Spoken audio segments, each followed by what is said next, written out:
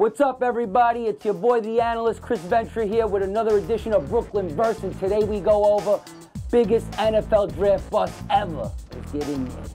Go, Bridgeside! What up, my people? It's your boy, the analyst, a.k.a. the closer, and welcome to Brooklyn Verse, the biggest NFL draft bust ever.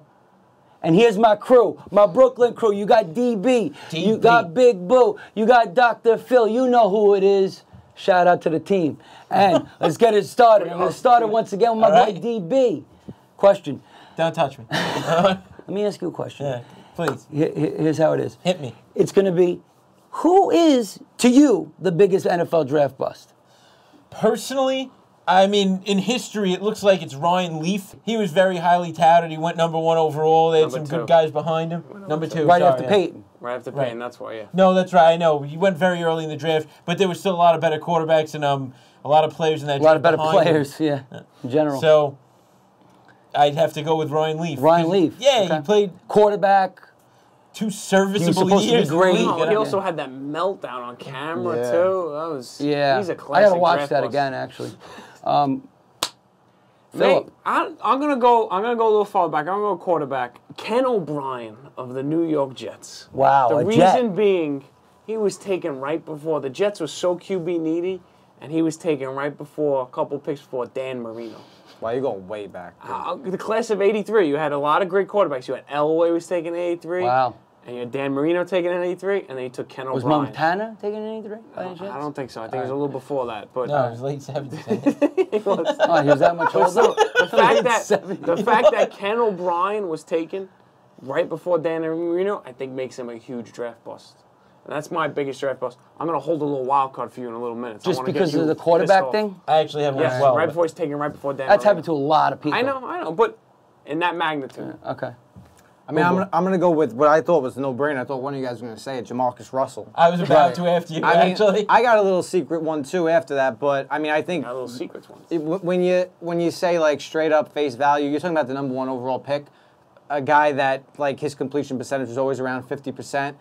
You know, he was out of shape, like a complete, like a complete disaster. And he was supposed to be absolutely great. Yeah. Yeah, and I mean, when you talk about like #1 pick overall, it's got to be a can't-miss guy.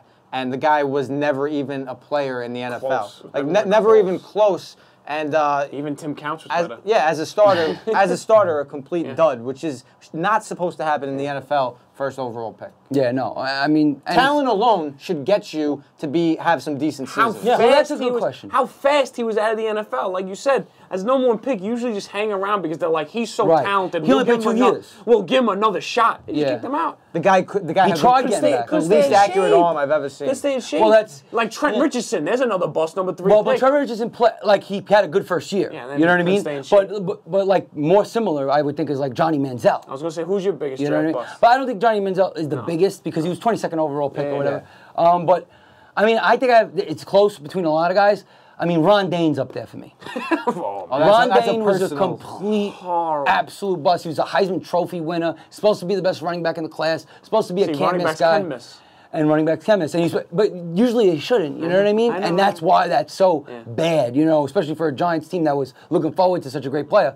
But, I mean, I would think up there's got to be Vince Young with his talent and him winning the championship and all this stuff before. Leinart, who played against him, he was a bust too. And I used a guy who's historically known as one of the biggest draft busts ever, but my personal biggest draft bust ever would have to be Joey Harrington. He was very sought after. Well, he went very high in the first round out of Oregon. He was supposed to be this big thing. Great. And the Lions, even more so for this pick, are just known for having horrid draft busts, and he's known as the biggest of them. Right. Charles Rogers, Mike Williams. Yeah, no, and that Roy Williams. It's terrible. And that's not really the Lions' fault because those guys were all supposed to be great players by all accounts, analysts and everything. You know what I mean? But some people miss. I think it's a mentality thing sometimes. A lot of times. You just go to the I think it's a Lions mentality and you thing. think you're gonna be bad. No, I think it's just a player themselves. Like Eric Ebron. Like Ebron. Supposed to be a really good talented Took player. him right before Aaron Donald. It took him right before Aaron Donald and Odell Beckham. And you know how I love like the big, tall, fastest Transformer guys, but they don't always hit because you know, you got to do other things well. Route running, you know, your hands. Yeah. All these little things matter. Your football and they add up. has to be good. Yeah. Well, that too, but I mean, that's more for a quarterback, I feel, more than anything. No, For the skill positions. For route running and Jerry then just Rice, knowing the greatest defenses? No, I think it's for every position. Greatest wide receiver of all time, Jerry Rice. He wasn't the fastest. He wasn't. He was a route runner. Yeah, he wasn't the And he had great hands. strongest. Yeah. Right. And it's little things like that. But I mean, I don't know. It's hard to say who the biggest draft bust is, you know what I mean? Because there's so many bad ones, you know? I mean, I don't know. I can't say what.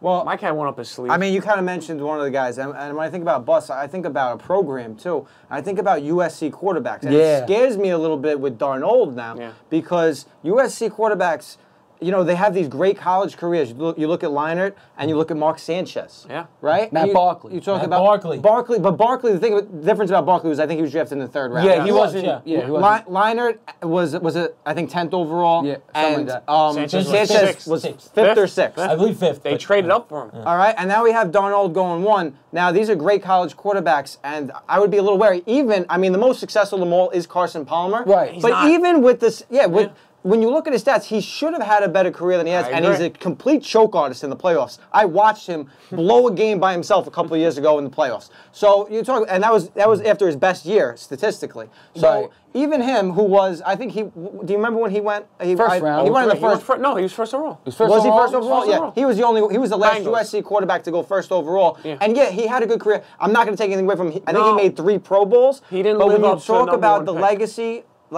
and I'd be a little bit concerned with quarterbacks coming out of USC. I agree. And notice how everybody, and we talked about this before, notice how everybody's picking quarterbacks as the picked a biggest running bust? back. Because I've also said this on another show where I said that quarterbacks are usually the biggest bust. That's why I don't like taking quarterbacks high, and you guys all disagreed with me. So why did you say running back then?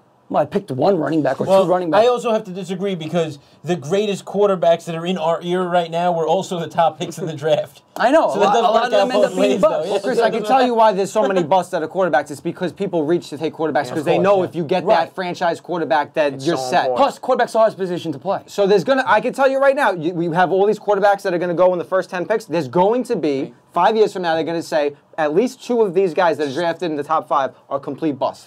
Easily. I'd go 6 Probably drafted more. in the first round, 3 and 3. Yeah. At most. Yeah, I want to ask you one, Chris. Yeah. Now, he was great when he was on the field, but I don't know if he ever. I loved watching him, but I don't think he ever materialized to what he should have been for a lot of reasons, and there was a lot of trade for him. Mike Vick.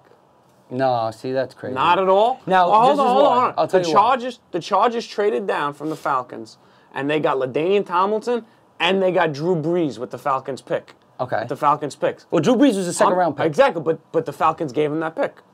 And then the Falcons took Mike Vick. And then Mike Vick, look at the trajectory of all those careers. You got to put him up against you. Mike Vick had some great years, obviously. Then obviously he had the off-field issues. He missed time. He came back. He still played good. But then he did fizzle quickly after coming back for obvious reasons.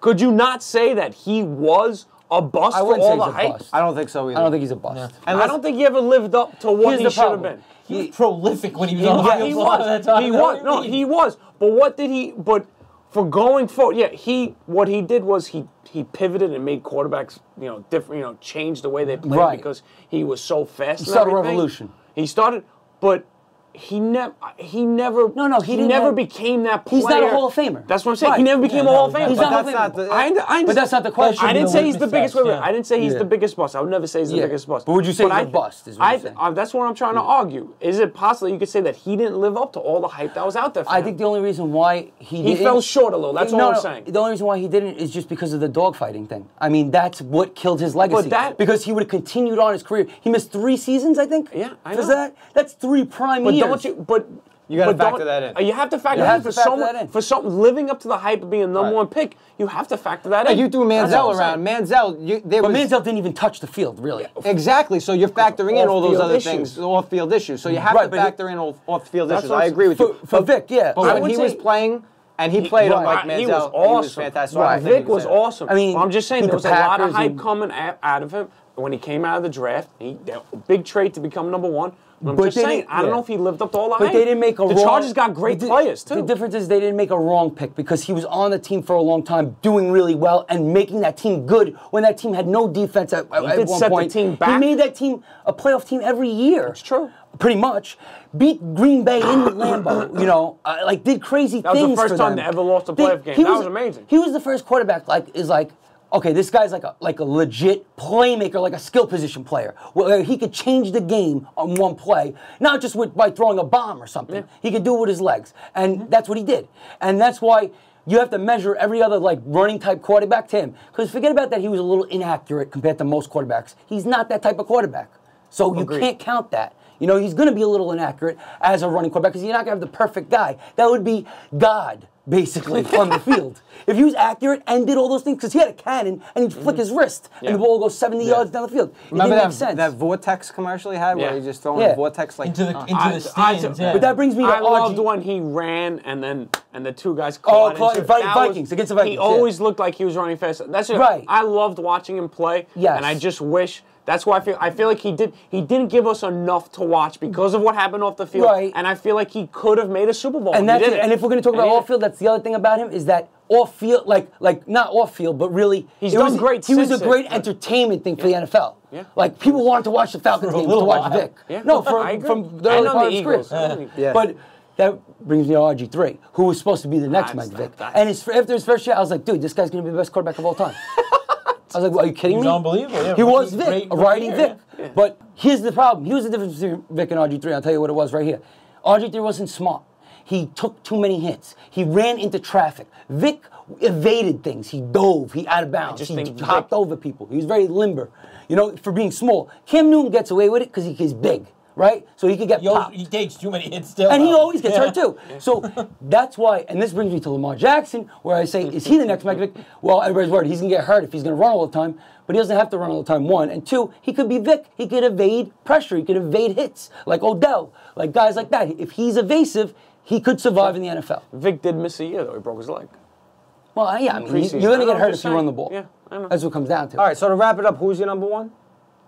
I'm not gonna say Vick. I'm gonna stick with. You can't say Vick. No, I know. I'm gonna stick with Ken O'Brien because it was honestly with the Jets. It's one of the greatest quarterback drafts ever. Sure, yeah. And they missed on Marino. I saw that 30 for 30. It was amazing. D, who you going with again? No, I'm going with Joey Harrington. Yeah, that year there was just a lot of great picks behind him, and he was it was one of many Lions failures, which he accentuated. And Chris, you're saying?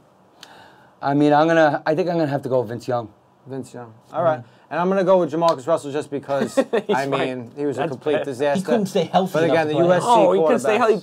He couldn't stop eating. He couldn't do anything. I think he has to be in this conversation. Yes. So. He's probably, I mean, honestly, I guess a bigger bust than Vince Young, because Vince Young played a little bit. Yeah. But Vince Young absolutely deteriorated. So that's it for Brooklyn Versus today. Leave comments. We got on YouTube, Facebook. Leave your comments. Let us know who you think. Who's the biggest NFL draft bust ever? It might be someone we missed. I'm sure a few people we missed. Matt Jones and the Jaguars, guys like that. But yeah, get at us. And every Monday night, 8 o'clock p.m. Eastern, we got the couch. Check us out next week. I think we're playing Fortnite. No, I'm kidding. I don't know. We'll see who we're playing. We'll let you know.